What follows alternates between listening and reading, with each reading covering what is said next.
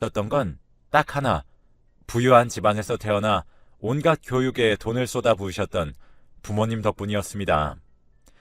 그 당시만 해도 화수분 마냥 돈이 평생 나올 줄 알았어요. 그런데 기가 막히게 제가 대학을 가자마자 집에는 소위 말하는 빨간 딱지가 붙기 시작했습니다. 한번 사업이 휘청이니 빚더미에 앉는 건 순식간이었어요. 부모님은 하나뿐인 외동딸이었던 저를 놔두고 야반도주를 하셨어요. 집은 경매로 넘어가 버리고 나름 부잣집 외동딸로 곱게 자란 저는 한순간에 길 위에 버려진 셈이었죠. 미안하다며 부모님이 남겨놓으신 최소한의 돈과 달랑 한 줄 쓰여진 쪽지와 함께요. 부모님이 저에게 주신 돈으로는 일주일을 버티는 게 고작이었어요.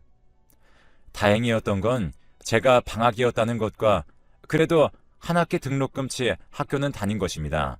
1학년 2학기부터는 학교로 돌아갈 수 없었어요. 등록금은커녕 입에 풀칠할 돈도 없으니까요.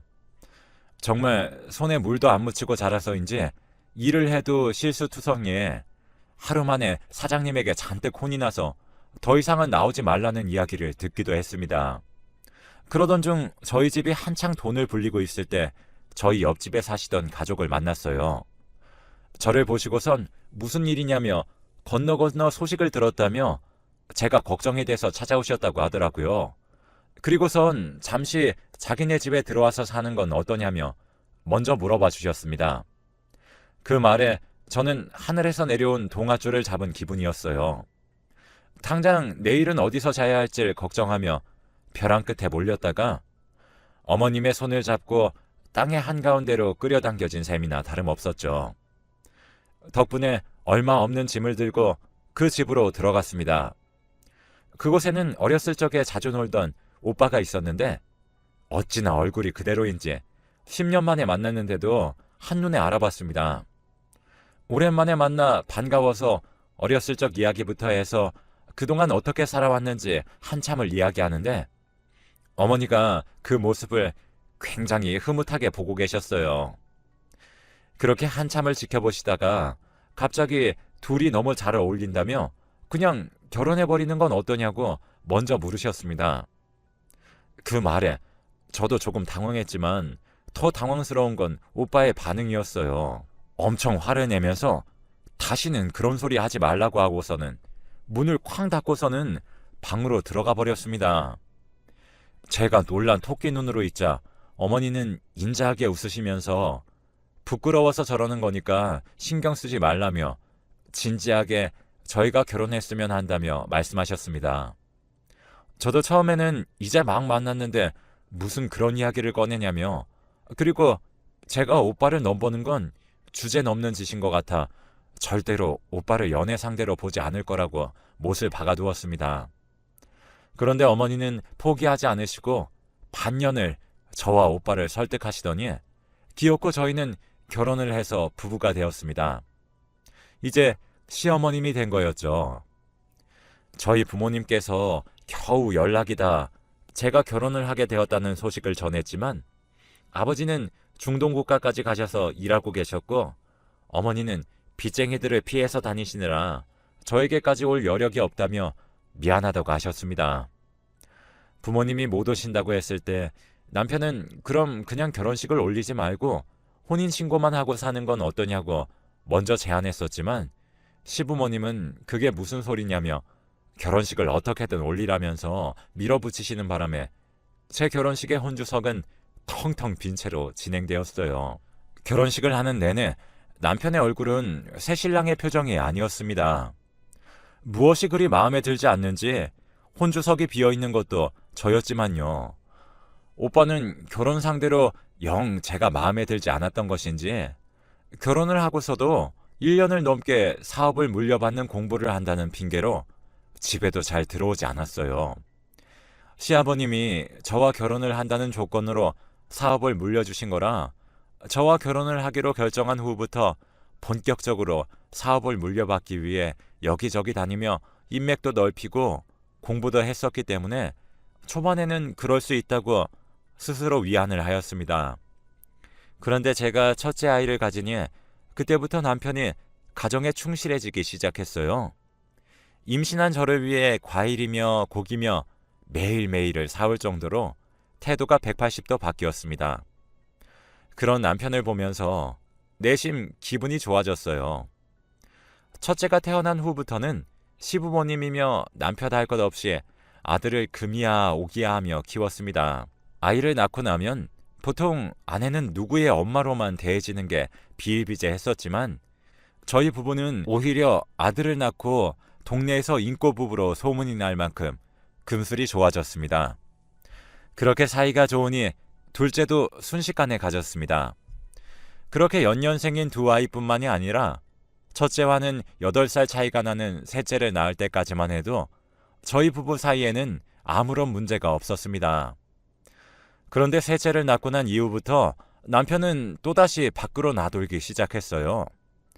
마치 처음 결혼했을 때처럼 이 핑계 저 핑계를 대며 집으로 돌아오지 않는 게 일상이 되어버렸죠. 두 아들이 아빠와 놀고 싶다며 한참 떼를 썼지만 남편은 밖으로만 돌았습니다. 그렇게 남편이 집에도 저에게도 아이들에게도 신경을 쓰지 않고 7년을 살았어요. 셋째도 초등학교를 들어갈 나이가 되었고 첫째는 중학교를 다녔어요. 그런데 첫째가 태어날 때부터 기관지가 많이 약해서 학교에서 종종 쓰러지기도 하고 병원에도 입원을 했었는데 밖에서 쓰러질까봐 자기도 불안했는지 먼저 학교를 안 가고 집에서 홈스쿨링을 하고 싶다고 말하더라고요. 저는 아이가 학교를 평범하게 다녔으면 좋을 것 같다는 생각을 했지만 아무래도 아이의 몸을 생각하면 첫째의 말처럼 홈스쿨링이 나을 것 같았어요. 그래도 그 사이에 몸이 좋아져서 고등학교는 다시 다닐 수 있으니까 마냥 혼자서 하지 말고 과외 선생님을 붙여주겠다고 하니 첫째도 다시 몸이 좋아지기만 한다면 학교를 다시 나가고 싶은 건지 흔쾌히 좋다고 했습니다. 아무래도 자기도 혼자서 공부하면 뒤처질까봐 불안하긴 한가 보더라고요. 그런 김에 이제 막 중학교를 올라간 둘째도 과외를 시키기로 했습니다. 아무래도 첫째 아이의 전체적인 학습도 봐주고 둘째 학습은 부족한 부분만 봐준다고 하더라도 과외를 맡아주시는 분은 저희 아이들만 맡았으면 했습니다. 그래서 남편이 교육 쪽으로 사업을 하고 있었기 때문에 이런저런 인맥을 통해 믿을 만한 사람으로 과외 선생님을 구했습니다. 저와 비슷한 나이의 남자였는데 어찌나 아이들을 잘 다루는지 과외가 끝나고 선생님이 가고 나면 아이들은 저녁 내내 선생님과 있었던 일에 대해서 조잘조잘 떠들어댔어요. 거기에다 아이들을 가르치는 것도 어찌나 잘하시는지 갈수록 과외 선생님은 마음에 쏙 들었습니다. 두 아들도 자기네들 아빠보다 과외 선생님을 더 잘 따랐어요. 거기다가 일주일에 2-3번은 이른 오후부터 해서 둘째가 학교를 마칠 때까지는 첫째 수업을 하고 둘째가 학교를 마치고 집에 오면 다시 둘째 과외를 한다고 저녁까지 먹고 가는 경우가 많다 보니 정말로 일주일에 남편과 아이들이 밥을 함께 먹는 횟수보다 많았습니다. 거기에다 막내딸이 말을 안 듣고 저녁을 먹으면서 말썽을 부려서 제가 밥을 못 먹고 있으면 저보고는 편하게 식사하시라고 말씀하시고선 셋째를 돌봐주기도 했습니다. 처음에는 그런 행동들이 부담스럽기도 하고 혹시나 다른 흑심이 있어서 그런 건가라는 생각까지 했습니다. 그런데 일편단심 자기 아내밖에 없는지 식사를 하면서나 틈만 나면 자기 아내의 사진을 보여주며 자랑하기 바쁜 모습을 보고 제가 쓸데없이 의심했구나 생각하고 넘겼어요.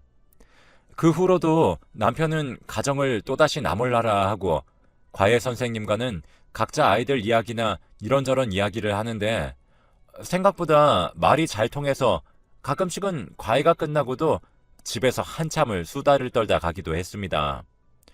그러다가 집도 가까워서 장도 같이 보고 자기가 요리도 잘한다면서 직접 사온 재료들로 아이들 과외가 끝나고 다 같이 먹을 저녁도 직접 해주기도 했습니다. 가랑비에 옷 젖는 듯 점점 그런 일들이 늘어날 때쯤 점점 선을 넘는다는 것도 인식하지 못하다가 한참 과외 선생님이 저녁을 대신해주고 있을 때 어머님이 집에 오셨을 때야 아차 싶었습니다. 일단 아이들의 과외 선생님이라고 소개를 시켜드렸지만 시어머니의 떨떠름한 그 표정에 선을 넘는 행동이었다는 걸 깨달았습니다.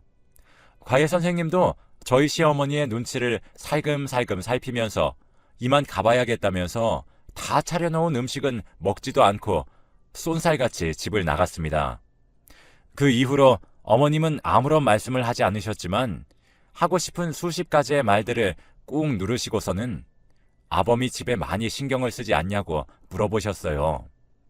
그 말을 듣자 제가 처신을 잘못했다는 생각에 그렇지 않다면서 아이들 과외 선생님일 뿐 그 이상도 이하도 아닌 사람이라고 해명했습니다. 분명한 오해는 맞았지만 오해할 수밖에 없는 상황을 만든 것도 저였기 때문에 그 이후로는 과외를 할 때마다 가정부 아주머니에게 집을 맡기고 저는 집에서 자리를 피했습니다. 그 이후로 과외 선생님을 제대로 보지도 않은 채로 2달이 지났습니다. 그러던 중에 아이들도 요즘 선생님이 이상하다며 저에 대한 이야기를 물어보고 그래서 이때다 싶어 이제 과외를 그만둔다고 말해야겠다 싶어서 둘째의 과외가 끝나는 시간에 맞춰서 오랜만에 집으로 들어와 선생님을 기다렸습니다. 과외가 끝나고 나오자마자 저는 잠시 드릴 말씀이 있다고 아이들이 없는 곳에서 이야기를 했습니다. 제가 먼저 이제 과외를 그만둘 거라고 이야기를 하자 선생님은 그 이야기를 듣고 잠시 생각을 하더니 자신의 가방에서 서류 봉투를 꺼내서 저에게 주었습니다. 제가 이게 뭐냐고 묻자 너무 죄송하다며 사진으로 먼저 확인하라며 서류 봉투를 직접 열어서 그 속에 있는 사진들을 꺼내서 저에게 보여주었습니다. 그 사진에는 저희 남편과 어떤 여자가 데이트를 하는 장면이 찍혀 있었어요. 어이가 없어진 저는 이게 무슨 사진이냐며 저희 남편이 아니냐고 따져 물었습니다. 그러자 선생님은 뒤에 있는 사진들도 더 보시라며 제 손에 들려있는 사진 더미를 손수 뒤로 넘겨가며 보라고 하였습니다. 사진을 보지 않고 화를 내려다가 얼핏 보이는 남편의 불륜 현장에 찍힌 사진들에 저도 모르게 사진 속에 있는 여자를 유심히 살펴보았는데 자세히 보니 과외 선생님이 자기 와이프라며 자랑하던 그 사진 속 여자였습니다. 그리고 제일 마지막 사진에는 저희 결혼식 사진에서 저와 남편 그리고 그 여자가 나란히 서서 찍은 웨딩 사진을 보고 까무라쳐서 겨우 고개를 드니 과외 선생님은 죽을 죄를 지었다면서 무릎을 꿇었습니다. 과외 선생님은 울먹이면서 전후 사정을 모두 저에게 털어놓았어요. 자기 아내가 바람을 피는 것 같아서 뒷조사를 하던 중에 그 상대가 제 남편이라는 걸 알았고 저희 남편에 대해 정보를 모아서 복수를 하려고 했답니다. 그런데 그 복수라는 게 자기 아내와 저희 남편이 바람이 난 것처럼 저를 유혹해서 남편도 자기와 똑같은 기분을 느끼게 해주고 싶었다고 해요. 거기에다 일부러 아이들과도 남편보다 더 친해져서 자기 가정을 무너뜨린 것처럼 저희 남편의 가정도 아주 산산조각을 내버리려고 했었다면서요. 그런데 저와 이야기를 하면 할수록 자기의 죄책감도 너무 무거워졌고 지난번엔 시어머니와 마주친 이후로 저의 행동을 보고서는 절대 자기의 복수는 성공할 수도 없고 엄한 사람 힘들게 하는 것 같은 느낌에 다 털어놓는 거라고 했습니다. 그리고 저에게도 이혼 소송을 할 거면 그동안 자기가 모아놓은 증거들을 다 저에게도 주겠다며 이것보다 더한 사진들도 다 가지고 있다고 했습니다. 그래서 웨딩 사진은 대체 뭐냐고 따져 물으니 그건 자기도 잘 모르겠다며 자기 아내가 몰래 숨겨놓고 보는 사진이 있어서 혹시 몰라서 도움이 될까 싶어 복사해 놓은 것일 뿐이라며 자기도 정말 모른다는 듯이 이야기했습니다. 순식간에 날벼락을 맞은 것 같은 저는 머리가 어질어질해져서 어찌할 바를 모르고 잠시 생각해 보겠다고 한 후 일단은 과외 선생님을 돌려보냈습니다. 그리고 하루 정도 머리를 차분히 가라앉히고 생각해보니 점점 남편이 가정에 소홀했던 시기들이 맞아떨어졌습니다. 과외 선생님이 알아본 바로는 저희 셋째가 태어날 무렵부터 지금까지 불륜을 저질러 오고 있었다고 합니다. 심지어 그 여자도 남편의 회사에서 일하는 사람인데 회사 사람들은 대부분 두 사람 사이가 심상치 않다는 것을 눈치채고 있었다고 해요. 그 말을 들으니 참 나만 바보 같았구나 생각이 들면서 이혼을 결심했습니다. 그리고 곧바로 시부모님 댁으로 향했어요. 과외 선생님한테 들러 그 사람이 가진 모든 증거를 받아내서 시부모님 댁에 도착하자마자 그 자리에 앉기도 전에 그동안 감사했다며 이제 이혼할 거라고 선언했습니다. 깜짝 놀란 시아버님은 그게 무슨 당치도 않는 말이냐면서 어린아이가 셋이나 있는데 둘이 갈라서면 아이들은 어떻게 할 거냐는 등의 이야기를 하셨습니다. 어머님은 그럴 줄 알았다는 듯이 무슨 이야기를 듣고 결심한 거냐고 물으셨습니다.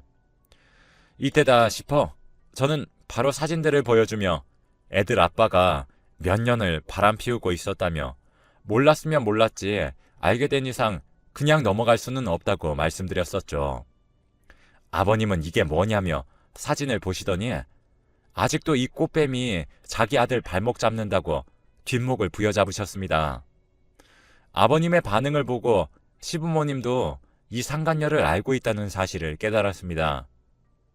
제가 알고 있는 여자냐고 물으니 아버님은 그제서야 제 눈을 피하시며 예전에 여시 같은 여자한테 걸려서 남편이 정신을 못 차린 적이 있는데 그 여자가 이 여자였다고 말씀하셨습니다. 그리고 어머님은 저를 꼭 안아주시더니 미안하다며 사과하셨어요. 자기들의 욕심 때문에 아무 잘못도 없는 저만 고생했다면서 사실 남편은 그 여자와 결혼을 하고 싶어 했는데 워낙 집안도 안 좋고 학교도 제대로 졸업하지 못하고 미용실에서 일하는 여자였던 것이 시부모님 눈에는 단단히 찍혀서 결혼을 반대하셨답니다. 남편은 울고불고 3일 밤낮을 결혼을 허락해달라고 했지만 그것만은 절대 안 된다며 딱 잘라 이야기하셨고 얼마 후 저를 집에 데려오신 것이었어요. 그 여자는 제가 남편과 한 지붕 아래에 같이 산다는 것을 탐탁지 않아 했고 질투에 눈이 멀어 남편을 계속 닥달하다가 결국엔 한바탕 싸웠는데 그때 남편이 홧김에 저랑 결혼한다고 말해버린 것이었어요. 그 여자는 뒤늦게 울고불고 찾아왔지만 이미 결혼을 약속해버린 후라 되돌릴 수도 없는 노릇이었죠. 그런데 그 여자가 어찌나 심술궂은지 신부의 하얀 드레스가 자기도 입고 싶었던 것인지 제 결혼식 날 하얀 원피스를 입고 와서 당당하게 사진까지 찍고 간 것입니다. 결혼식을 올리자마자 둘의 불륜은 시작되었고 남편은 그 와중에 아들이 태어나고 여자도 부모님의 등살에 떠밀려 결혼을 했다고 해요. 그 이후로 몇 년은 각자의 가정에 충실하다가 여자가 경력이 단절되고 재취업한 곳이 저희 남편 회사였어요. 그때가 저희 셋째가 태어날 무렵이었고 둘의 분류는 다시 시작된 것이었죠.